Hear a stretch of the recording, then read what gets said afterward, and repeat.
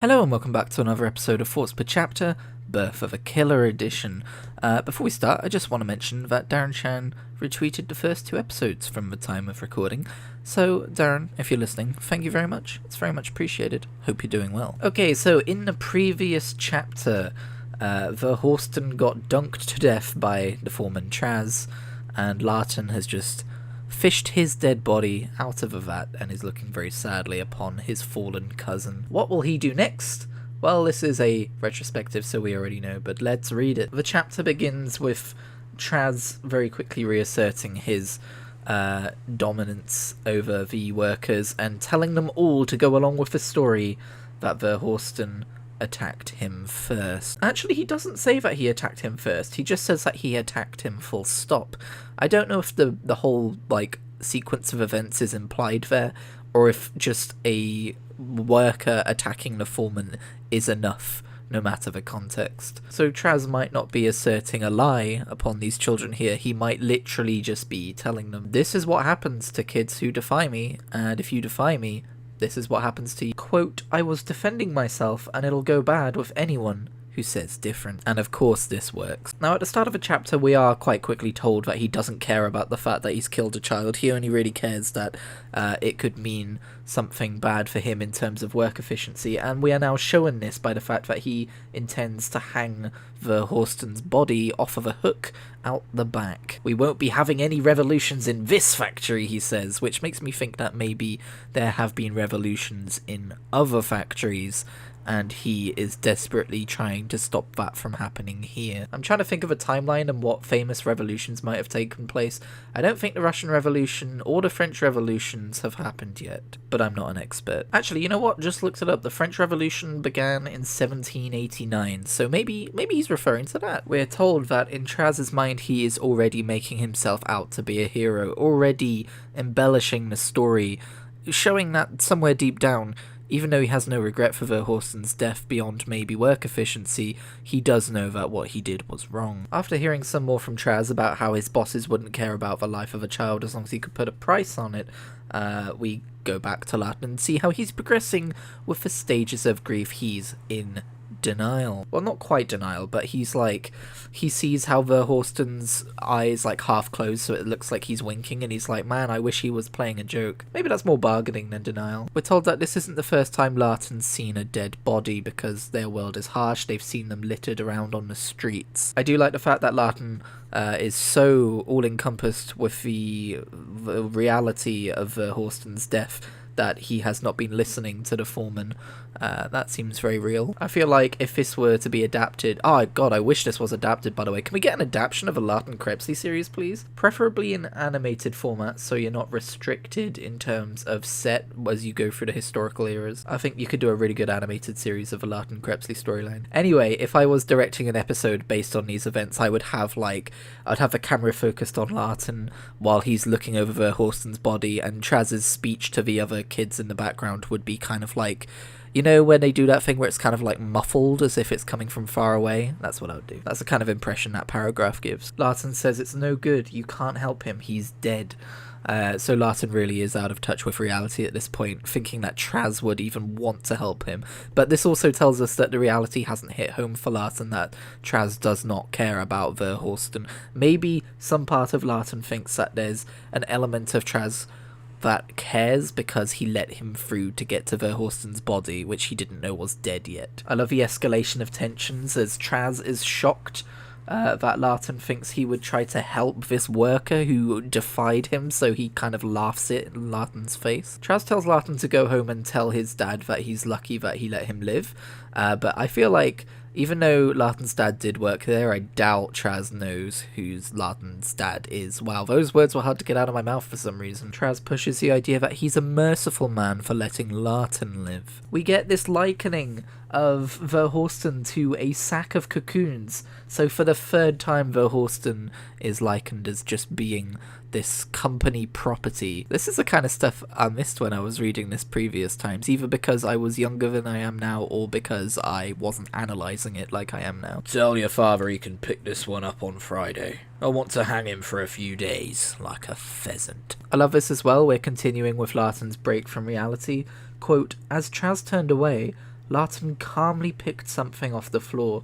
He would never remember what he had grabbed. Just this idea that this isn't premeditated, it's all reactionary. But at the same time, something has broken in Larton's mind and he's just gone calm. Traz, Larton said with surprising softness. If he'd screamed, maybe the foreman would have sensed danger and jerked aside.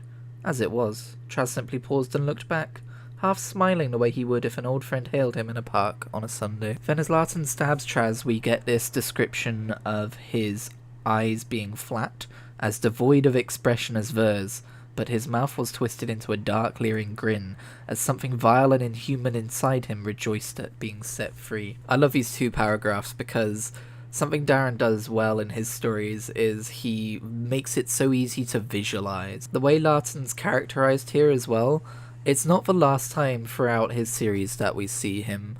I believe in Ocean of Blood he snaps in a similar way towards the end of it. Throughout Larton's books, we spend a lot of time talking about the idea that he's not a good person, that he has some sort of dark side to him, and this is the first we really see of it, so keep that in mind as we go throughout the books. I like the idea that as Traz gets stabbed, he doesn't drop Ver's body, but he tightens his grip on the boy. It's like he's trying to cling to life. Also, we learn that Larton went straight for the throat like a rabid wolf of some sort. He didn't stab him in the belly, no, he literally went higher up. He spent more effort to try and get him somewhere more fatal, more brutal. I like that the signifier that Traz has finally died is when he loses his grip on Ver's body, which rolls away from him. I may be overanalyzing this a bit, but I like the idea that Verhorsten's death is intrinsically linked to Traz's here. Traz is reaping what he's sowed, and while we're about to see how society responds to Larton's actions, we as readers are very much shown that while Larton did murder Traz,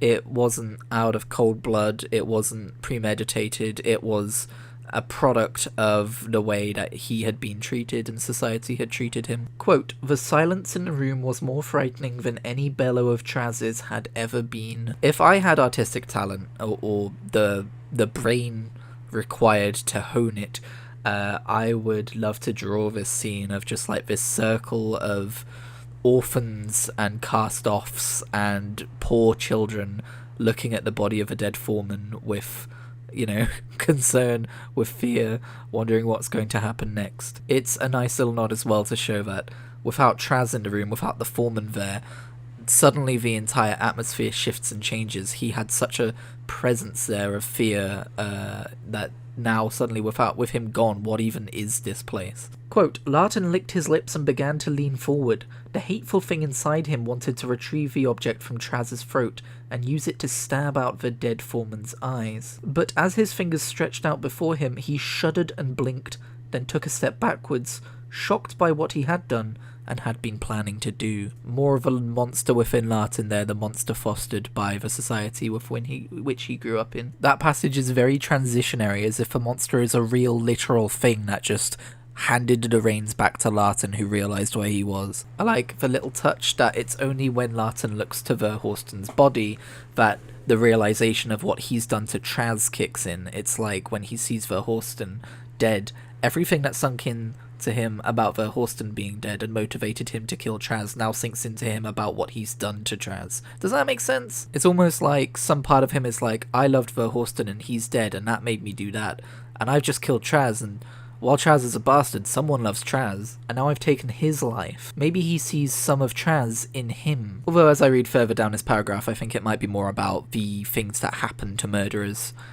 What's going to happen to him now, basically. He's probably going to be hanged if he gets caught. There's a sad detail that he knows he can't count on the other children to back him up, so he's just gotta fucking run. And sure enough, as he whirls around looking for the door, he's so disoriented by these events that he doesn't know where it is anymore, and starts running for it.